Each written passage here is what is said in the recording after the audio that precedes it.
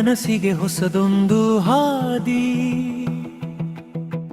ಬಂದಿದೆ ನೋಡಿ ಪರೀಕ್ಷಾ ಸಂಭ್ರಮ. ಆತಂಕವ ಬಿಡಿ, ಆತ್ಮವಿಶ್ವಾಸವ ಹಿಡಿ, ಗೆಲುವಿನ ಮೆಟ್ಟಿಲು ಈ ಪಿಯುಸಿ ಪಯಣ. ಶ್ರೀ ಧರ್ಮಸ್ಥಳ ಮಂಜುನಾಥೇಶ್ವರ ಪದವಿ ಪೂರ್ವ ಕಾಲೇಜು ಉಜಿರೆ ಇದರ ಸಹಯೋಗದೊಂದಿಗೆ ರೇಡಿಯೋ ನಿನಾದ 90.4 FM ಸಾದರಪಡಿಸುತ್ತಿದೆ ಪರೀಕ್ಷಾ ಸಂಭ್ರಮ ದ್ವಿತೀಯ ಪಿಯುಸಿ ಪರೀಕ್ಷಾ ಪೂರ್ವ ಸಿದ್ಧತಾ ಶೈಕ್ಷಣಿಕ ಕಾರ್ಯಕ್ರಮ ಸರಣಿ. ಓದುವ ಹಂಬಲ ಸಾಧಿಸುವ ಗುರಿ, ನಮ್ಮ ಶ್ರಮಕ್ಕೆ ಸಿಗಲಿದೆ ಸರಿಯಾದ ದಾರಿ. ಸತತ ಪ್ರಯತ್ನವೇ ಯಶಸ್ಸಿನ ಮಂತ್ರ, ನಗು ನಗುತ್ತ ಎದುರಿಸೋಣ ಪರೀಕ್ಷಾ ತಂತ್ರ.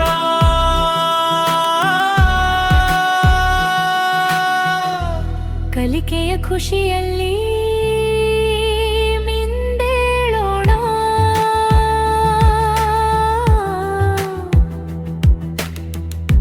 ಜಯದ ಪಥದಲ್ಲಿ ಮುನ್ನಡೆಯೋಣ.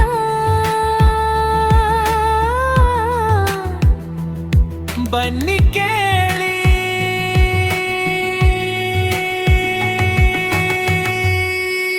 ಪರೀಕ್ಷಾ ಸಂಭ್ರಮ, ಪರೀಕ್ಷಾ ಸಂಭ್ರಮ. ಇಂದಿನ ವಿಷಯ English.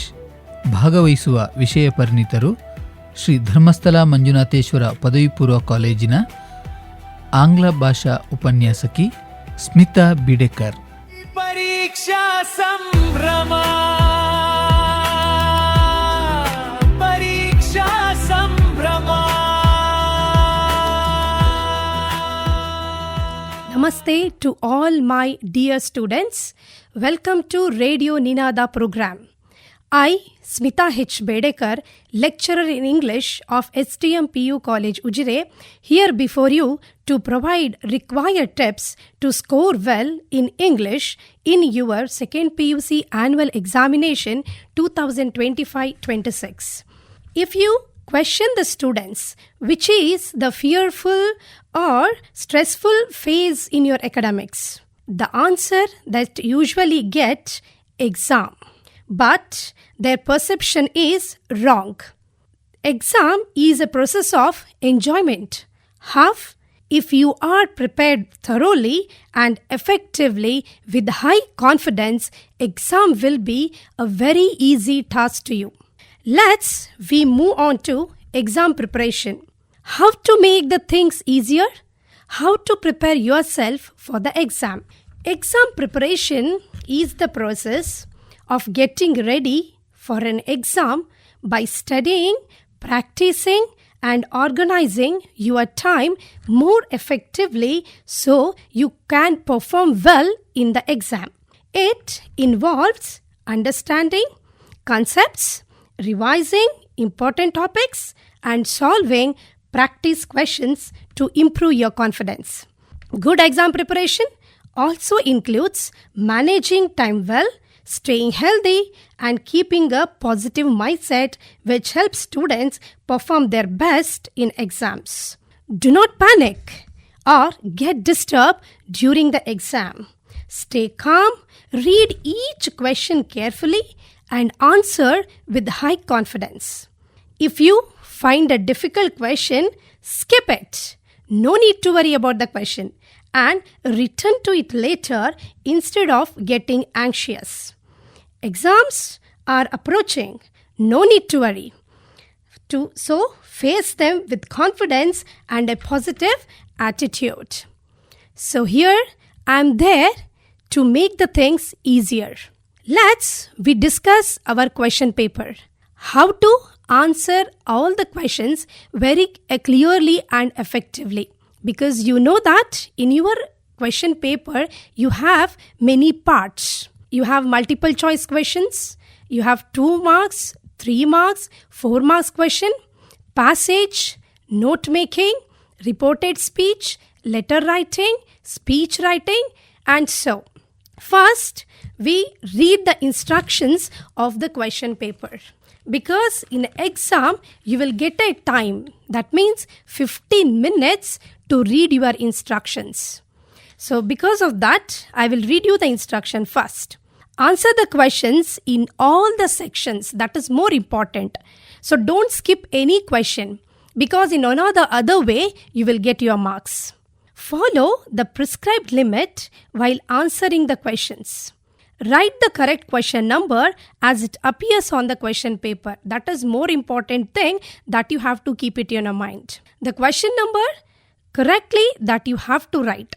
For multiple choice questions, that is MCQs, choose the correct answer and rewrite it. So in MCQs, I will discuss in detail, but in MCQ, you can answer once. For Part A questions, only the first written answer will be considered for evaluation. That is multiple choice question.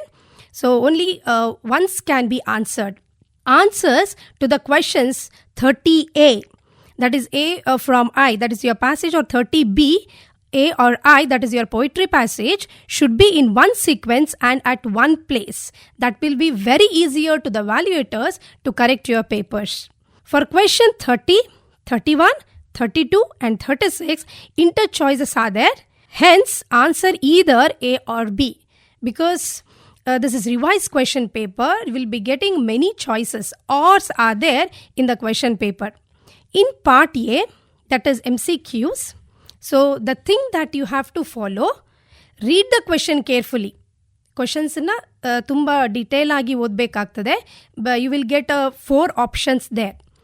Don't answer blindly, because read the question and then you start to think about the question, start to think about the answer and write the correct answer. Focus on keywords. Choose any one correct option. ಒಂದು correct ಆಪ್ಷನನ್ನು ನೀವು select ಮಾಡಬೇಕಾಗ್ತದೆ.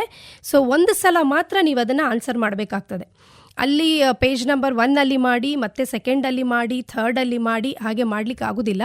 Multiple choice ಕ್ವೆಶನಲ್ಲಿ ಒಂದೇ ಸಲ ನೀವು ಆನ್ಸರನ್ನು ಮಾಡಬೇಕಾಗುತ್ತೆ, because it's already written in the instructions. If you don't know, don't get panic, just move on. Tension ಮಾಡ್ಕೋಬೇಡಿ, answer ಗೊತ್ತಾಗಲಿಲ್ಲ ಅಂತ. Leave the space and you can come back and write the answers. If you don't know, don't panic, move on. Mark and skip difficult questions. No need to worry about that. So you find it very difficult, ಕಷ್ಟ ಆಯಿತು ಅಂತ ಅನಿಸಿದ್ರೆ ಅಲ್ಲೇ ಬಿಡಿ, next ಕ್ವೆಶನನ್ನು attend ಮಾಡಿ, ಆಮೇಲೆ next ನಿಮಗೆ time ಸಿಗ್ತದೆ. So then you come back, because anyhow we will get more time, sufficient time to write the answers. ಮತ್ತೆ ಬಂದು you can think and write the answers. Finish all easy questions first. Easy ಆಗಿರುವಂಥದ್ದು ನಿಮಗೆ ಏನು ಅನಿಸುತ್ತೆ, easy question ಏನು ಅನಿಸುತ್ತೆ ಅದನ್ನು first complete ಮಾಡ್ಕೊಳ್ಳಿ. ಆಮೇಲೆ ಡಿಫಿಕಲ್ಟ್ ಕ್ವೆಶನ್ಸ್ಗೆ ಹೋಗಿ. Return to skipped questions later if options are not clear. Options ನಿಮಗೆ ಕ್ಲಿಯರ್ ಆಗಿ ಗೊತ್ತಾಗಲಿಲ್ಲ, ಅದರಲ್ಲಿ ಕನ್ಫ್ಯೂಷನ್ಸ್ ಇದೆ ಅಂತ ಹೇಳಿದ್ರೆ, no need to worry.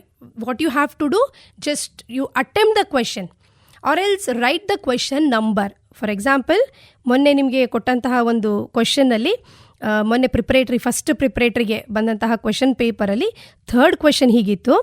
In the poem on children the archer stands for. Archer stands for from the poem on children, we know that it's god ಅಂತ answer ಇತ್ತು. But ಆಪ್ಷನ್ಸಿಗೆ ಅಂತ ಬಂದಾಗ life, parents, women, children. Option 1 life, option 2 parents, option 3 women, option D children.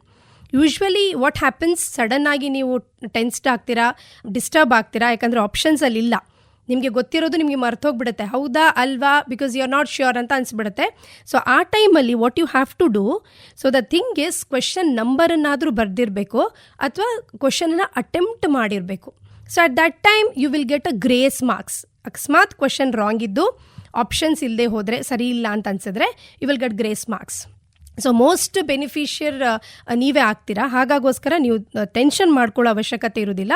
ಅಂಥ ಟೈಮಲ್ಲಿ ನಿಮ್ಗೆ answers ಗೊತ್ತಿರುತ್ತೆ, so ಇದೇ answer ಅಂತ ಹೇಳಿಬಿಟ್ಟು ಸೊ ಟೆನ್ಷನ್ ಮಾಡ್ಕೋಬೇಡಿ. ಡೈರೆಕ್ಟಾಗಿ ಕ್ವೆಶನ್ ನಂಬರನ್ನು ಅಟೆಂಡ್ ಮಾಡಿ, ಅಲ್ಲದೆ ಹೋದರೆ ಕ್ವೆಶನನ್ನಾದರೂ ಬರೆದಿಟ್ರೆ ಸೊ ನಿಮಗೆ ಗ್ರೇಸ್ ಮಾರ್ಕ್ಸನ್ನು ಈಸಿಯಾಗಿ ನಿಮಗೆ ಅಟೆಂಡ್ ಮಾಡಲಿಕ್ಕೆ ಆಗ್ತದೆ.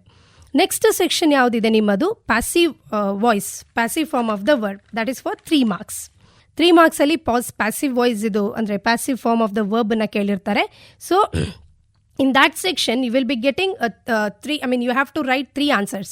3 fill in the blanks ಇರುತ್ತೆ, ಅಲ್ಲಿ 3 ಆನ್ಸರ್ಸನ್ನು ನೀವು ಬರಿಬೇಕಾಗ್ತದೆ.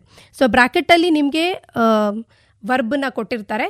So you have to think very careful, read the sentence very careful. ಯಾಕಂತ ಹೇಳಿದ್ರೆ that is more important. Don't do the spelling ಮಿಸ್ಟೇಕ್ಸನ್ನು ಮಾಡೋಕ್ಕೆ ಹೋಗಬೇಡಿ, ಮೀನಿಂಗ್ ಚೇಂಜ್ ಆಗಿಬಿಡುತ್ತೆ. ಆಮೇಲೆ ನಿಮಗೆ ಏನು ಕೊಟ್ಟಿರ್ತಾರೆ, ಏನು ಬ್ರ್ಯಾಕೆಟ್ಸಲ್ಲಿ ಆಪ್ಷನ್ ಇರುತ್ತೆ ಅದನ್ನು ಕರೆಕ್ಟಾಗಿ ನೋಡಿಕೊಂಡು ಹೆಲ್ಪಿಂಗ್ ವರ್ಬ್ನ ಆ್ಯಡ್ ಮಾಡಿ ನೀವು ಅದಕ್ಕೆ ಆನ್ಸರ್ ಮಾಡಬೇಕಾಗುತ್ತೆ. ನೆಕ್ಸ್ಟ್ ಇರುವಂಥ ಸೆಕ್ಷನ್ ಯಾವುದು ನಿಮ್ಮದು ಅಪ್ರೋಪ್ರಿಯೇಟ್ ಎಕ್ಸ್ಪ್ರೆಷನ್ಸನ್ನು ಹಾಕುವ, ಇಡಿಯಮ್ಸ್ ಆ್ಯಂಡ್ ಎಕ್ಸ್ಪ್ರೆಷನ್ಸ್. ಬ್ರ್ಯಾಕೆಟಲ್ಲಿ ಆಪ್ಷನ್ಸನ್ನು ಕೊಟ್ಟಿರ್ತಾರೆ. ಸೊ ನೀವೇನು ಮಾಡಬೇಕು, what you have to do, read the sentence again and read the options again, which one that fits to your sentence. ಯಾವ ಸೆಂಟೆನ್ಸಿಗೆ ಅದು ಫಿಟ್ ಆಗ್ತದೆ ಆ ಎಕ್ಸ್ಪ್ರೆಷನ್ನ ನೀವು ಹಾಕಬೇಕಾಗುತ್ತೆ. ಫಸ್ಟು ಎಕ್ಸ್ಪ್ರೆಷನ್ ಏನು ಮತ್ತು ಅದ್ರ ಅರ್ಥ ಏನು, ಅದರ ಮೀನಿಂಗ್ ಏನು ಅಂತ ಫಸ್ಟು ನೀವು ಅರ್ಥ ಮಾಡಿಕೊಂಡು then you write the answers. Next ಇರುವಂಥದ್ದು pronouns, very important because easily you can score in this section 5 out of 5.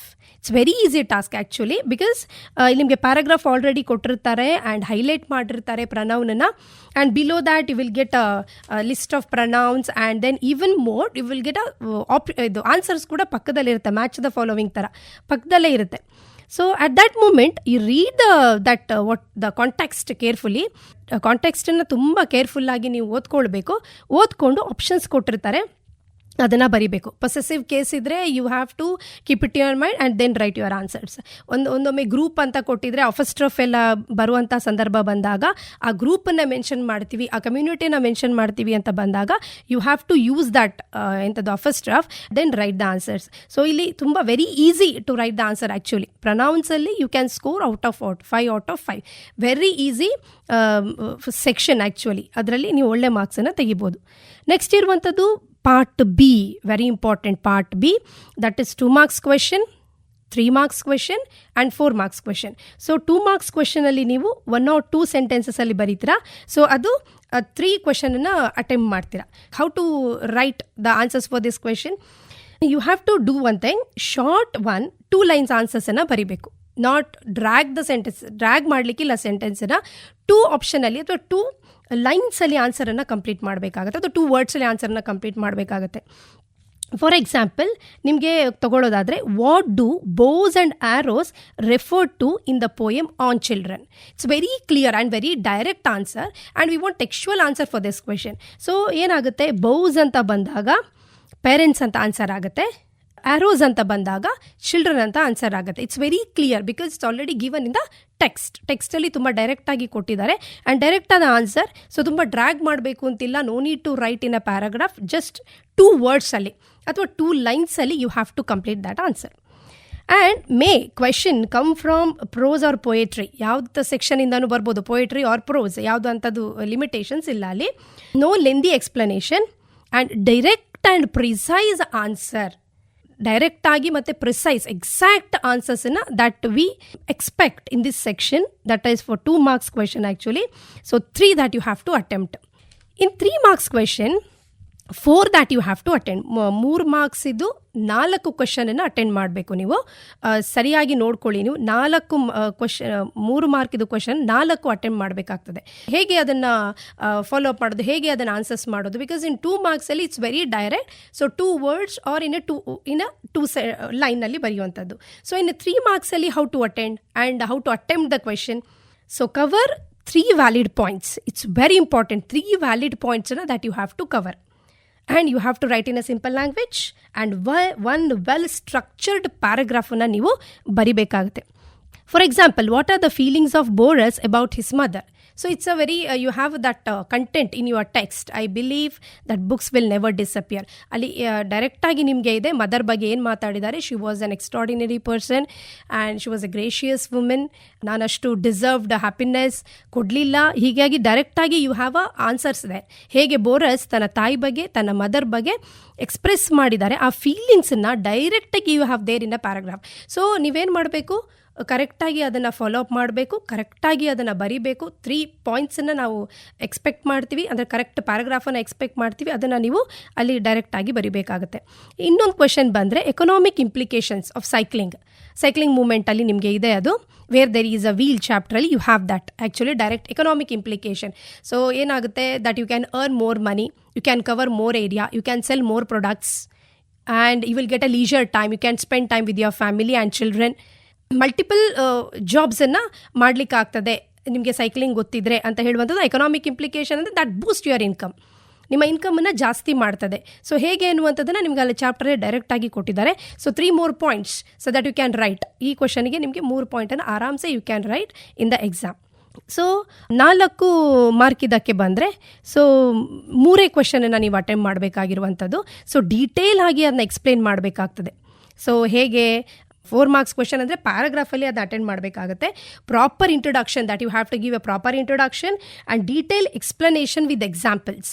So examples moreover in poetry, if you use words, poetic ವರ್ಡ್ಸನ್ನು ಎಕ್ಸ್ಪ್ರೆಷನ್ನ use ಮಾಡಿದರೆ that will be very helpful to write the answers. And logic and conclusion, end with concluding sentences. For example, you have a question, why did the king of Monaco keep changing his mind in dealing with the criminal in 2DR? 2DR ಅಲ್ಲಿ ನಿಮಗೆ from the beginning that you have to cover all the points. ಹೇಗೆ in Monaco the murder was committed and then what happened, all the judges and all the barristers ಎಲ್ಲ ಸೇರ್ಕೊಂಡು decide ಮಾಡ್ತಾರೆ. And then ಮತ್ತೆ ಅದನ್ನು because of some reasons, because neither they don't have a guillotine nor executioner to cut the heads of the criminal. ಮತ್ತೆ next ಸ್ಟೆಪ್ಪಿಗೆ ಬರ್ತದೆ, again meeting ಮತ್ತೆ ಮಾಡ್ತಾರೆ, again they have given some sentence. ಆಮೇಲೆ king ಅದನ್ನ change ಮಾಡ್ತಾನೆ, death ಸೆಂಟೆನ್ಸಿಂದ life imprisonment. So ಯಾಕೆ ಕಿಂಗ್ ಅವನ ಮೈಂಡನ್ನು ಚೇಂಜ್ ಮಾಡ್ತಾ ಇರ್ತಾನೆ, ಯಾಕೆ ಎವ್ರಿ ಸ್ಟೆಪ್ಪಲ್ಲಿ ಕೂಡ ಕ್ರಿಮಿನಲ್ಲಿನ ಏನು ನಾವು ಜಡ್ಜ್ಮೆಂಟ್ ಕೊಟ್ಟಿತ್ತು ಅದನ್ನು ಚೇಂಜ್ ಆಗ್ತಾ ಹೋಗ್ತಿರುತ್ತೆ ಅಂತ ಹೇಳುವಂಥದ್ದನ್ನು ಅದನ್ನು ಇನ್ನೂ ಡೀಟೇಲ್ ಎಕ್ಸ್ಪ್ಲನೇಷನ್ ನೀವು ಕೊಡಬೇಕಾಗತ್ತೆ. ಯಾರಿಗೆಲ್ಲ ಲೆಟರನ್ನು ಸೆಂಡ್ ಮಾಡಿದರು, ಆಮೇಲೆ ಇಟಾಲಿ ಮತ್ತು ಫ್ರಾನ್ಸ್ ಅವ್ರದ್ದು ರಿಪ್ಲೈ ಏನು, then he approach the military, ಅವ್ರ ರೆಸ್ಪಾನ್ಸ್ ಏನು, and then about the guard, ಆಮೇಲೆ that to spend money on the criminal, about the budget, about the expenditure, 600 francs, everything that you have to cover in that question. ಆ ಕ್ವೆಶನಲ್ಲಿ ನಿಮಗೆ clear ಆಗಿ ಎಲ್ಲವನ್ನೂ ಕೂಡ ನೀವು detail ಆಗಿ ಮತ್ತು ಲಾಜಿಕಲ್ ಕನ್ಕ್ಲೂಷನ್ ಕೊಡಬೇಕಾಗತ್ತೆ 4 ಮಾರ್ಕ್ಸ್ ಕ್ವೆಶನಲ್ಲಿ. ಸೊ ಹಾಗಾಗಿ ಈ already you have given 3 model question papers and 2 preparatory exam ಆಗಿದೆ. ಮೋರ್ ಕ್ವೆಶನ್ಸ್ ನಿಮಗೆ ಆಲ್ರೆಡಿ ಸಿಕ್ಕಿದೆ ಈಗ. ಸೊ ರಿಪೀಟ್ ಆಗಲಿಕ್ಕೂ ಚಾನ್ಸಸ್ ಇರ್ತದೆ. ಸೊ ಹಾಗಾಗಿ ನೀವೇನು ಮಾಡಬೇಕು ಅಂತ ಹೇಳಿದ್ರೆ thorough study is very important and even smart techniques that you have to use. Already ನಿಮಗೆ ಇಷ್ಟು ವರ್ಷ ಎಕ್ಸಾಮ್ಸನ್ನು ನೀವು ಬರೆದಿದ್ದೀರಿ. So almost n number of exams that you have written. So ಹಾಗಾಗಿ ನಿಮಗೆ ಎಕ್ಸಾಮ್ಸ್ ಬಗ್ಗೆ ಹೆದರಿಕೆ ಅನ್ನೋದು ಇರಬಾರ್ದು.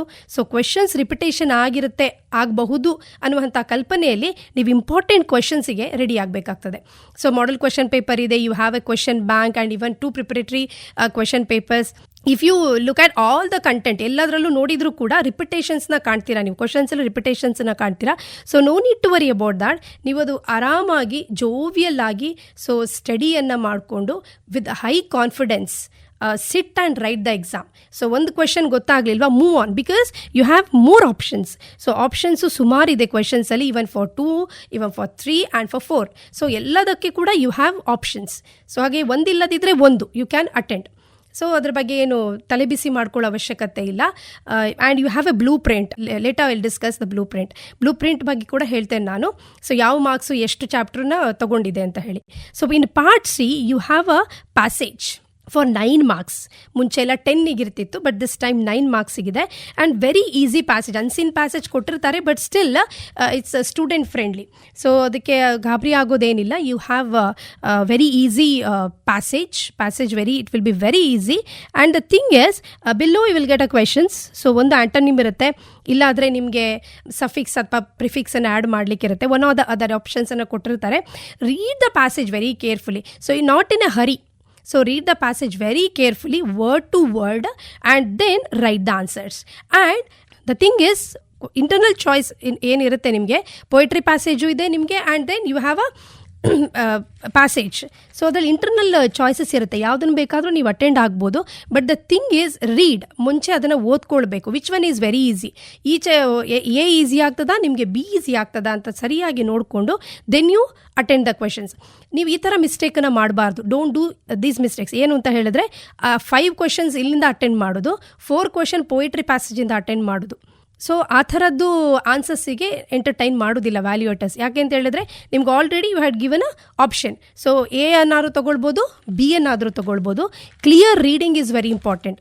ರೀಡಿಂಗ್ ತುಂಬ ಕ್ಲಿಯರ್ ಆಗಿ ಮಾಡಿಕೊಂಡು ನಂತರ ನಿಮಗೆ ಏನು ಆನ್ಸರ್ಸ್ ಪ್ಯಾಸೇಜಲ್ಲಿ ಸಿಗ್ತದೆ ಅದನ್ನು ನೀವು ನೀಟಾಗಿ ಬರ್ಕೊಂಡು ಹೋಗಿ, not in a paragraph. So answer ಸಿಗಲಿಲ್ಲ ಅಂತ ಹೇಳಿಬಿಟ್ಟು just don't write paragraph, whole ಪ್ಯಾರಾಗ್ರಾಫನ್ನು ಬರೆದಿಡ್ತೀರಾ. So don't do that. So because very direct ಪ್ಯಾಸೇಜನ್ನು ಕೊಟ್ಟಿರ್ತಾರೆ, ಏನಂಥದ್ದು ಕನ್ಫ್ಯೂಷನ್ಸ್ ಏನಿರೋದಿಲ್ಲ ಅದರಲ್ಲಿ.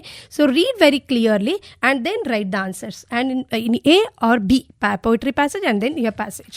And in part D you have a part D section. Actually last year's idu revision part anta helbodu idina.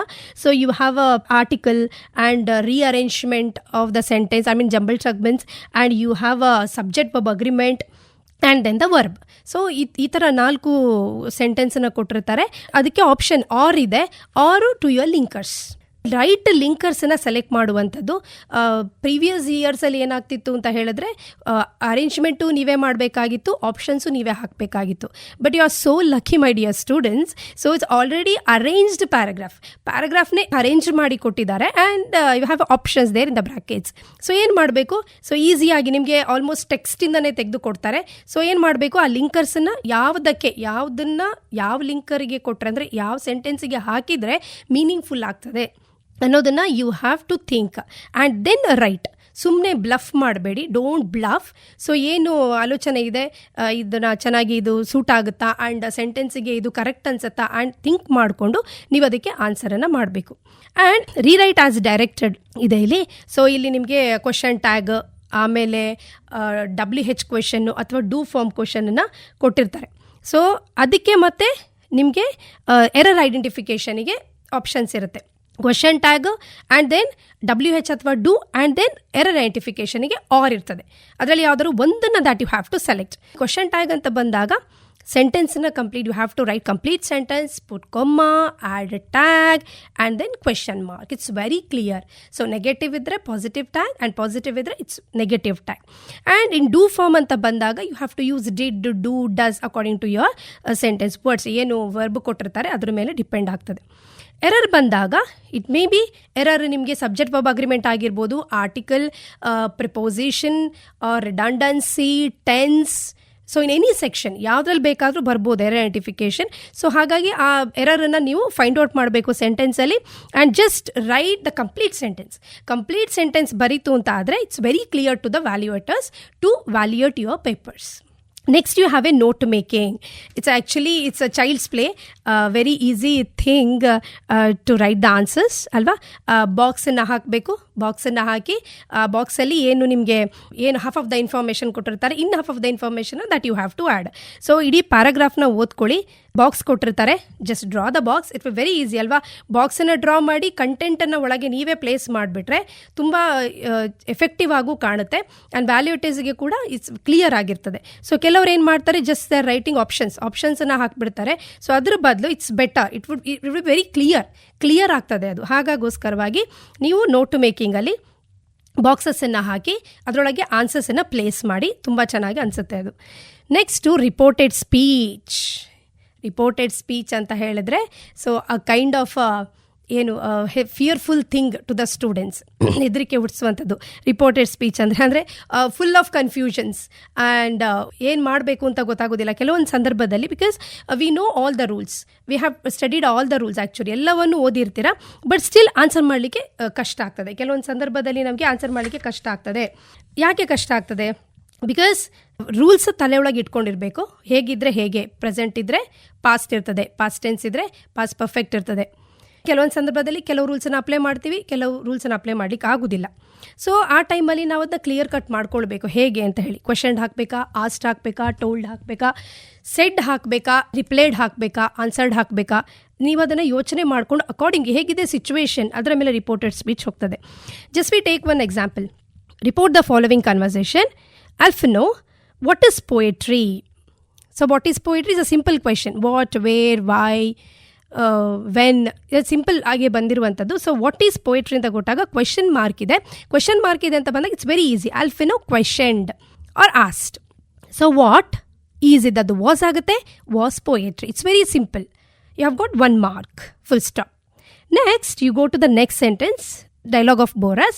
Boras, poetry is an ecstatic act. It's very clear, very direct sentence. So, ಏನು ಮಾಡಬೇಕು? Poetry ಇದೆ, is ಇದ್ದದ್ದು again was, and ecstatic act. Finished. So, again, 1 + 1, 2. And next, go to the next. Alphino. Again, you have a question mark there. Have you ever thought of writing a book on the history of book? Question mark. So, Alphino questioned. Here, you have a condition, yes or no question. So, for that, you have to add whether or if. Alphino, whether or if he had ever. So, have ideli. So, you have to change into had. Had ige change ಮಾಡಿ. So, pronoun you ಇದೆ, subject he ಅಂತ ಹಾಕಿ. Ever thought of writing a book on the history of book? Gain 1 + 1 + 1, 3 marks. And the last one, Boras, it is an excellent idea. I will keep it in mind. So, it antide. So, you have to change is as was again.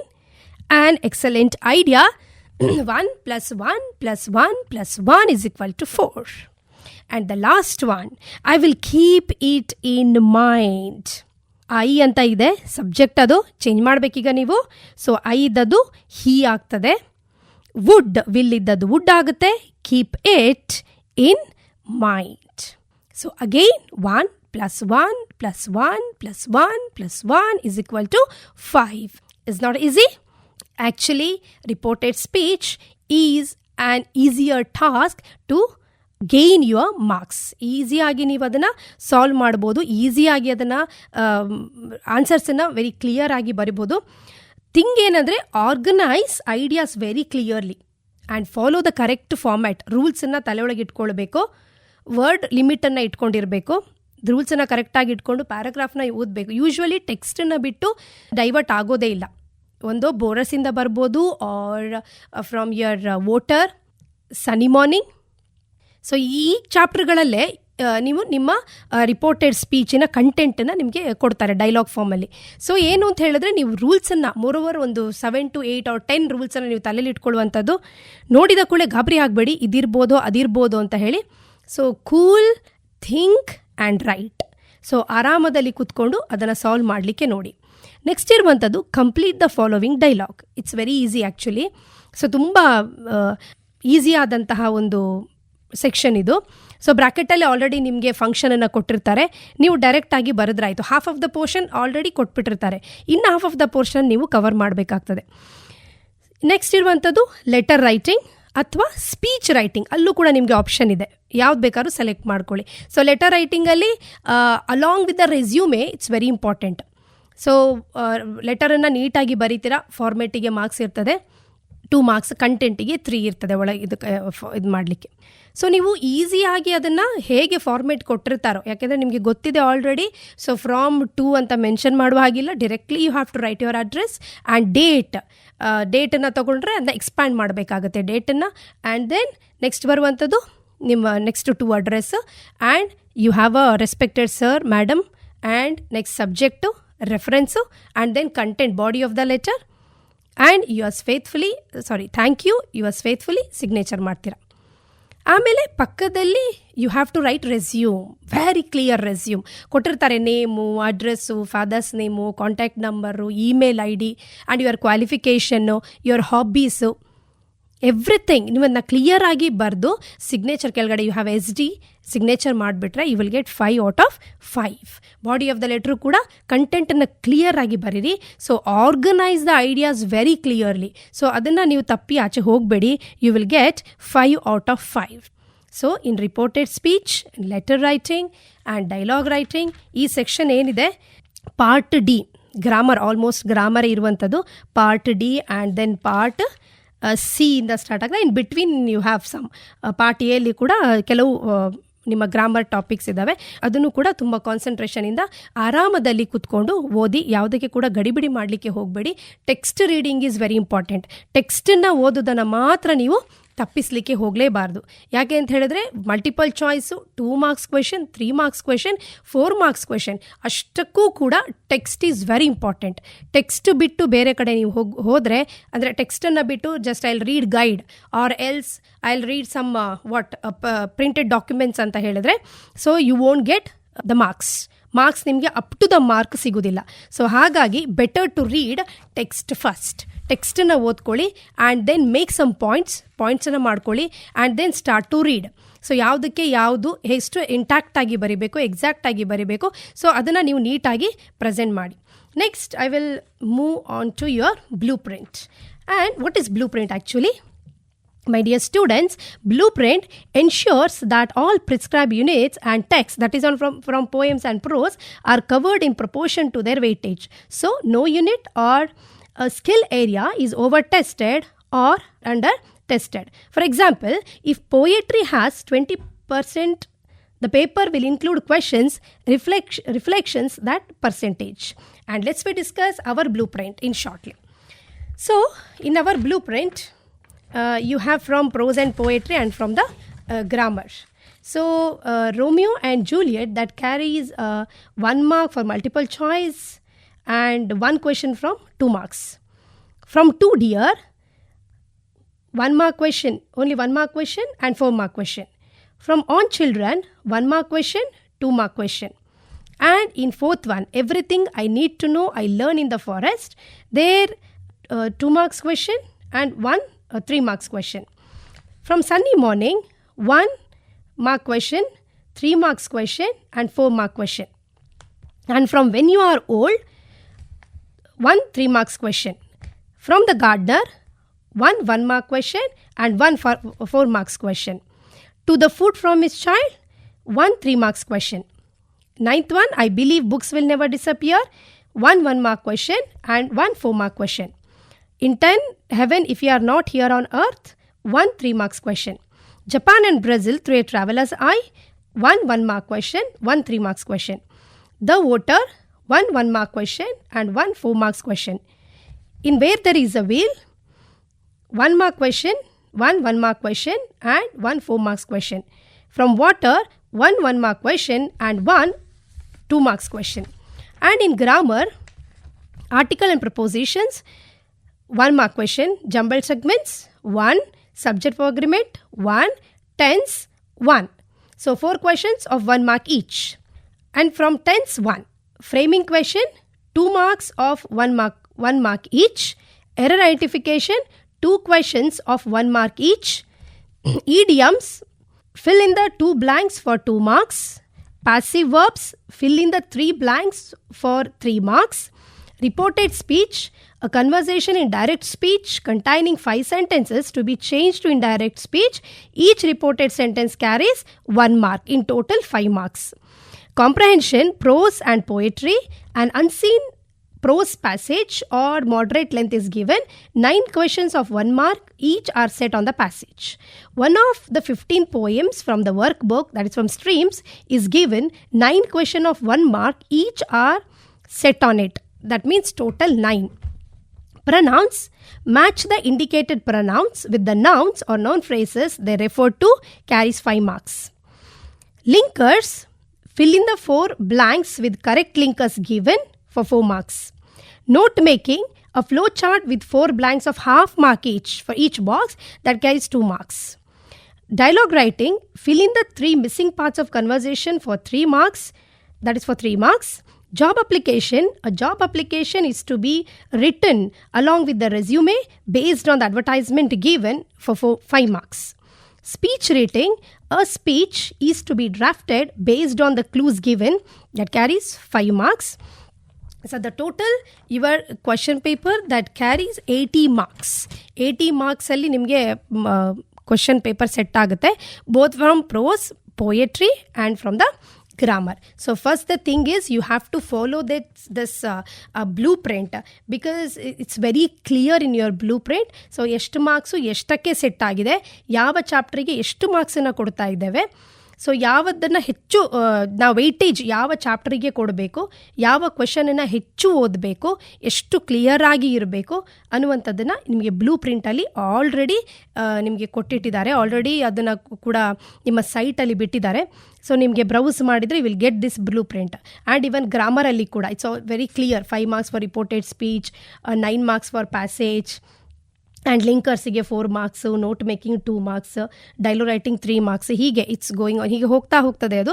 So ಹಾಗಾಗಿ it's better blue ಪ್ರಿಂಟನ್ನು ನೀವು ಇಟ್ಕೊಳ್ಳೋದು, ಆಮೇಲೆ ಅದನ್ನು ಓದೋದು. ಎಷ್ಟು ನಿಮಗೆ ಪ್ರೋಸಿಗೆ ಎಷ್ಟು percentage ಇದೆ, ಪೊಯೆಟ್ರಿಗೆ ಎಷ್ಟು ಪರ್ಸೆಂಟೇಜ್ ಇದೆ, ಸೊ ಯಾವ ಚಾಪ್ಟರ್ನ ನಾನು ಹೆಚ್ಚು ಕಾನ್ಸಂಟ್ರೇಟ್ ಮಾಡಬೇಕಾಗ್ತದೆ, ಹೆಚ್ಚು ತೊಗೊಳ್ಬೇಕಾಗ್ತದೆ. ಫಾರ್ ಸನ್ನಿ ಮಾರ್ನಿಂಗಲ್ಲಿ ನಿಮಗೆ 1 ಮಾರ್ಕಿದು ಒಂದು ಕ್ವೆಶನ್ ಇದೆ, 3 ಮಾರ್ಕ್ಸಿದು ಒಂದಿದೆ, 4 ಮಾರ್ಕ್ಸಿದು ಒಂದಿದೆ. ಸೊ ಈ ಸನ್ನಿ ಮಾರ್ನಿಂಗ್ ಚಾಪ್ಟ್ರಿಂದ ನಿಮಗೆ ಟೋಟಲ್ ಆಗಿ 1, 3, 4, 4, 8 ಮಾರ್ಕ್ಸ್ ಕ್ವೆಶನ್ ನಿಮಗೆ ಸನ್ನಿ ಮಾರ್ನಿಂಗಿಂದ ಬರ್ತದೆ. ಸೊ ಅದರ ನೆಕ್ಸ್ಟು 5 ಕೆಲವೆಲ್ಲ 3ಯಲ್ಲಿದೆ.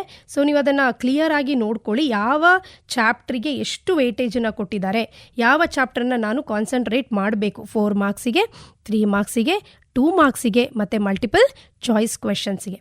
So no need to worry, exams are very near. So ನೀವು ಹೆದರ್ಕೊಳ್ಳೋ ಅವಶ್ಯಕತೆ ಇಲ್ಲ. Still you have more time to read. So February 28 start ಆಗ್ತಿದೆ ಎಕ್ಸಾಮ್. ನಿಮಗೆ ಇನ್ನೂ ಕೂಡ ಟೈಮ್ ಇದೆ. That to prepare yourself, that to show your skill. ನಿಮ್ಮ ಸ್ಕಿಲ್ಲನ್ನು ತೋರಿಸ್ಕೊಳ್ಳಿಕ್ಕೆ, ನಿಮ್ಮ ನಾಲೆಡ್ಜನ್ನು ತೋರಿಸ್ಲಿಕ್ಕೆ ನಿಮಗೆ ಇನ್ನೂ ಟೈಮ್ ಇದೆ. Still you have very sufficient time. So tension ಮಾಡ್ಕೊಳ್ಳೋ ಅವಶ್ಯಕತೆ ಏನೂ ಇರೋದಿಲ್ಲ ಇದರಲ್ಲಿ. ಸೊ ಯಾಕಂದರೆ ಎವ್ರಿ ಇಯರ್ ನೀವು ಎಕ್ಸಾಮ್ ಬರೀತೀರಾ, ಎಷ್ಟೋ ಕಾಲದಿಂದ ಎಕ್ಸಾಮ್ ಬರೀತಾ ಇದ್ದೀರಾ. ಹೇಳಿದ್ದೇನೆ already n number of exams ನೀವು ಅಪಿಯರ್ ಆಗಿದ್ದೀರಾ. So no need to worry for that. So actually I have got a chance. It's a very good chance to me. ನನಗೆ ಅದು ಒಳ್ಳೆ ಚಾನ್ಸ್ ಇದು ಮಕ್ಕಳ ಹತ್ರ ಮಾತಾಡಲಿಕ್ಕೆ ಎಕ್ಸಾಮ್ ಪೇಪರ್ ಬಗ್ಗೆ. ಯಾಕೆಂತ ಹೇಳಿದ್ರೆ 18 years ಆಫ್ ಮೈ ಸರ್ವೀಸ್ ಟೀಚಿಂಗಲ್ಲಿ ಮಕ್ಕಳ ಹತ್ರ ನಾವು ಕಮ್ಯುನಿಕೇಟ್ ಮಾಡಲಿಕ್ಕೆ, ಅಂದರೆ ಎಕ್ಸಾಮ್ ಪೇಪರ್ ಹೇಗಿರುತ್ತೆ, ಸೊ ಅದನ್ನು ಹೇಗೆ ನೀವು ತಗೊಳ್ಬೇಕು, ಅದನ್ನು ಸೊ ಈಸಿಯಾಗಿ ಎಂಟರ್ಟೈನಿಂಗ್ ಆಗಿ ಹೇಗೆ ಮಾಡ್ಕೊಳ್ಬೇಕು, ಹೇಗೆ ಅದನ್ನು ಕೂಲಾಗಿ ಕಾಮಾಗಿ ಅಟೆಂಡ್ ಮಾಡಬೇಕು. ಎಕ್ಸಾಮ್ ರೂಮಲ್ಲಿ ಕೂತಾಗ ಪ್ಯಾನಿಕ್ ಆಗಬಾರ್ದು, ಡಿಸ್ಟರ್ಬ್ ಆಗಬಾರ್ದು, ಯಾರ ಮಾತನ್ನು ಜಾಸ್ತಿ ಸ್ಟ್ರೆಸ್ ಮಾಡ್ಕೊಳ್ಬೇಡಿ, ಸ್ಟ್ರೆಸ್ ಔಟ್ ಆಗಿರಿ. ಯಾರು ಎಂತ ಹೇಳಿದರೂ ಕೂಡ so what you are and ಏನು ನಿಮ್ಮ ಹತ್ರ ಇದೆ ಆ ನಾಲೆಡ್ಜನ್ನು ನೀವು ಕೊಡ್ತಾ ಇದ್ದೀರಾ ಅಂಥೇಳಿ ಆಲೋಚನೆ ಮಾಡಿ ನೀವು ಆನ್ಸರ್ಸನ್ನು ಅಥವಾ ಎಕ್ಸಾಮ್ಸನ್ನು ಫೇಸ್ ಮಾಡಬೇಕಾಗುತ್ತೆ. ಸೊ ಹಾಗಾಗಿ ಯಾರ ಟೆನ್ಷನ್ನು ಮಾಡ್ಕೊಳ್ದೇನೆ, ಯಾವ ಟೆನ್ಷನ್ನು ಮಾಡ್ಕೊಳ್ದೇನೆ ಇನ್ನೂ ನಿಮಗೆ ಟೈಮ್ ಇದೆ ಕೂತು ಓದೋದಕ್ಕೆ. ಟೈಮ್ ನಿಮ್ಮ ಜೊತೆನೇ ಇದೆ. ಸೊ ಹಾಗಾಗಿ ನಿಮ್ಮ ಸ್ಟ್ರಗಲ್, ನಿಮ್ಮ ಸ್ಟ್ರೆಂತ್ ಆ್ಯಂಡ್ ನಿಮ್ಮ ಹಾರ್ಡ್ ವರ್ಕ್, ನಿಮ್ಮ discipline, that matters a lot. ಅದು ತುಂಬ ಮ್ಯಾಟ್ರ್ ಆಗುತ್ತೆ. ಸೊ ಹಾಗಾಗಿ ಎಕ್ಸಾಮನ್ನು ನೀವು ಎಷ್ಟು ಜನದಲ್ಲಿ ಆರಾಮದಲ್ಲಿ ಟೆನ್ಷನ್ ಫ್ರೀಯಾಗಿ ತೊಗೊಳ್ತಿರೋ ಆಗ ನಿಮಗೆ ಈಸಿಯಾಗಿ and out might you will get your straight rank ಕೂಡ ತೊಗೊಳ್ಬೋದು ನೀವು. ಆ್ಯಂಡ್ 1 ಮಾರ್ಕ್ ಕೂಡ ಮ್ಯಾಟ್ರ್ ಆಗುತ್ತೆ. ಸೊ 1 ಮಾರ್ಕಿಂದ ಡಿಸ್ಟಿಂಕ್ಷನ್ ಹೋದವರು ಇದ್ದಾರೆ, ರ್ಯಾಂಕ್ ಹೋದವರು ಇದ್ದಾರೆ. ಸೊ ಹಾಗೆ ಬಿ ಕೇರ್ಫುಲ್. ಸೊ 1 ಮಾರ್ಕ್ ಕೂಡ ಮ್ಯಾಟ್ರ್ ಆಗುತ್ತೆ. And don't cheat. ಎಕ್ಸಾಮಲ್ಲಿ ಚೀಟ್ ಮಾಡಲಿಕ್ಕೆ ಹೋಗಬೇಡಿ, ಕಾಪಿ ಮಾಡಲಿಕ್ಕೆ ಹೋಗಬೇಡಿ. ಅದನ್ನು ಹೇಳೋದು ಡಿಸಿಪ್ಲಿನ್ ಅಂತ. You have to maintain your own discipline. So ಅದನ್ನು ನೀವು ಮೇಂಟೈನ್ ಮಾಡಿಕೊಂಡು ಎಕ್ಸಾಮ್ಸನ್ನು ಈಸಿಯಾಗಿ ಮಾಡ್ಕೊಳ್ಳಿ, ಆರಾಮದಲ್ಲಿ ಬರೀರಿ, score good marks. In closing, I want to remind you that success in your English exam is not just about memorizing answers, but about understanding concepts, practicing consistently, and managing your time wisely. Remember, preparation is the key. Revise, thoroughly solve previous question papers, and clarify your doubts without delay. Believe in yourself, give your best effort, and success will surely follow you. All the very best. Have a great success. ಪರೀಕ್ಷಾ ಸಂಭ್ರಮ, ಪರೀಕ್ಷಾ ಸಂಭ್ರಮ.